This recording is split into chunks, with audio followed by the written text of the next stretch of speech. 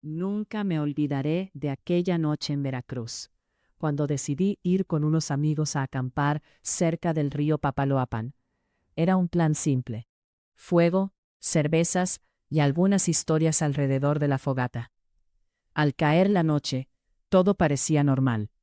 El sonido del agua corriente era relajante, y el aire tenía ese aroma húmedo, a tierra mojada y hojas podridas. Pero conforme avanzaba la noche, surgió una historia local sobre la Dama del Río, un espíritu que aparece a la orilla del agua buscando venganza. Una de mis amigas empezó a contar cómo algunas personas desaparecían sin dejar rastro, y que pocos lograban ver a esta figura etérea, envuelta en un vestido blanco y con un rostro que nunca podías ver bien. Yo, más escéptico que curioso, le resté importancia, hasta que, cuando todos ya estábamos dormidos, algo en el río causó que me despertara. Primero fue un ruido sutil, como un susurro mezclado con el chapoteo suave. Me incorporé lentamente y miré hacia el agua. Entre la bruma que bajaba del río, distinguía una figura blanca casi translúcida, con el vestido flotando en el aire. Sentí un frío que me caló hasta los huesos, y el corazón parecía querer salirse del pecho. Traté de gritar para despertar a los demás, pero mi voz no salió.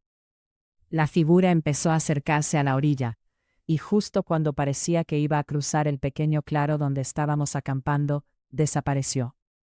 Esa misma vibración extraña se quedó en el aire durante minutos, y yo no pude volver a dormir.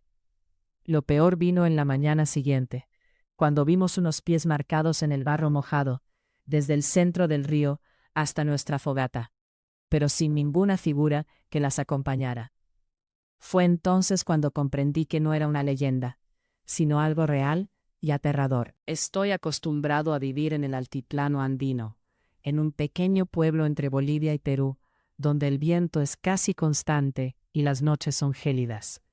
Una noche, después de regresar del mercado con los pocos víveres que se podían conseguir, noté que un silbido agudo comenzó a escucharse alrededor de la casa.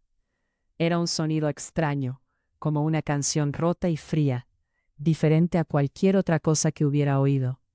A lo largo del tiempo, me habían contado sobre una presencia llamada el alfarero, un espíritu que sigue a quienes desafían lo sagrado en la montaña, y que se comunica por medio de silbidos para atraer a sus víctimas. Aquella noche me quedé sentado en silencio, tratando de entender de dónde venía el sonido. El viento parecía aumentar la intensidad, casi melodioso y cruel al mismo tiempo. Cuando me levanté para cerrar la puerta del patio, en la penumbra vi una sombra que se movía rápida entre los árboles cercanos. El miedo empezó a crecer, pero intenté convencerme de que era solo un animal. De repente, el silbido se transformó en una voz susurrante, repitiendo mi nombre, tan claro y perturbador que me paralicé. Sentí como si un peso invisible me aplastara el pecho, y cada vez el aire se hacía más frío, casi helado.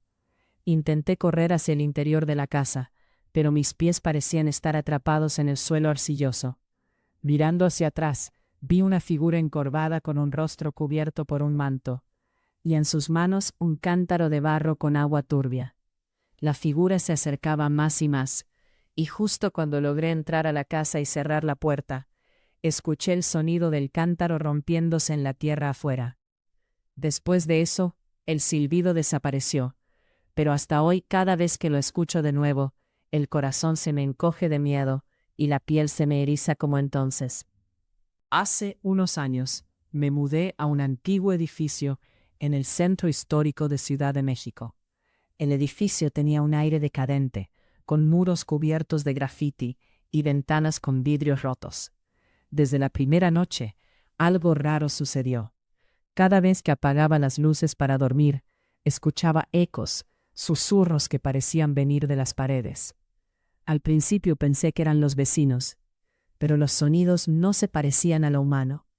Era como si el lugar tuviera vida propia y quisiera contarme algo.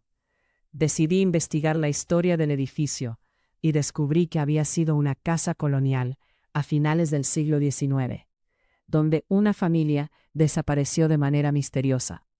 La leyenda decía que el dueño de la casa, obsesionado con ocultar un secreto, había sellado un cuarto en el sótano, donde experimentaba con rituales prohibidos, para invocar presencias de otros mundos.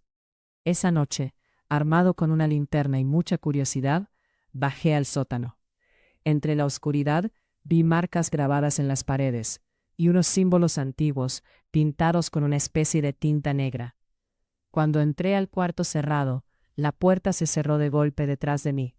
Intenté abrirla sin éxito, y los susurros se transformaron en voces claras, llamándome por mi nombre e invitándome a quedarme allí para siempre. Sentí el aire volverse denso y un olor pesado a humedad y algo metálico. Mi piel se puso erizada cuando una sombra comenzó a formar una figura humana frente a mí. Con un esfuerzo sobrehumano, logré abrir la puerta y salir corriendo. Desde entonces, jamás volví a entrar en ese sótano, pero en mi hogar aún siento esos ecos cuando la noche cae y el silencio lo domina todo. Lo que viví en la selva lacandona nunca podré explicarlo con claridad, pero sé que fue real. Estaba haciendo un trabajo de campo con una comunidad indígena cuando me prestaron un espejo antiguo de madera tallada, que según ellos servía para comunicarse con los espíritus de la selva. Al principio lo tomé como una tradición sin más, pero pronto esa simple creencia se transformó en una aterradora realidad. Aquella noche, mientras me preparaba para dormir en una choza, sostuve el espejo frente a mí para mirar cómo me veía reflejado bajo la tenue luz de la lámpara de aceite. De repente, mi reflejo comenzó a distorsionarse, la imagen se volvió borrosa, y luego un eco oscuro apareció detrás de mí en el cristal, sin que yo lo viera a mi espalda. Sentí un frío intenso y mi respiración se volvió rápida. Justo en ese instante, un silencio mortal cayó sobre el lugar, como si la selva misma contuviera el aliento. Miro de nuevo al espejo y veo un par de ojos rojos brillando, fijos en mí, y una sombra que parecía extender sus manos hacia mí desde el interior del reflejo. Traté de apartarme, dejé caer el espejo, y al romperse, sentí como si algo se hubiera liberado y al mismo tiempo atrapado. Esa misma noche, escuché de lejos aquel silbido extraño, parecido al que escuché en el altiplano, recorriendo la selva entre las hojas secas, y supe que había hecho contacto con algo que no debería. Desde entonces, cada vez que veo un espejo, un nerviosismo profundo recorre mi cuerpo, y no puedo evitar sentir que la sombra sigue acechando desde el otro lado. La conexión entre ese reflejo y el susurro en la montaña me persigue como un eco oscuro, recordándome que hay misterios que la selva y las montañas guardan para siempre.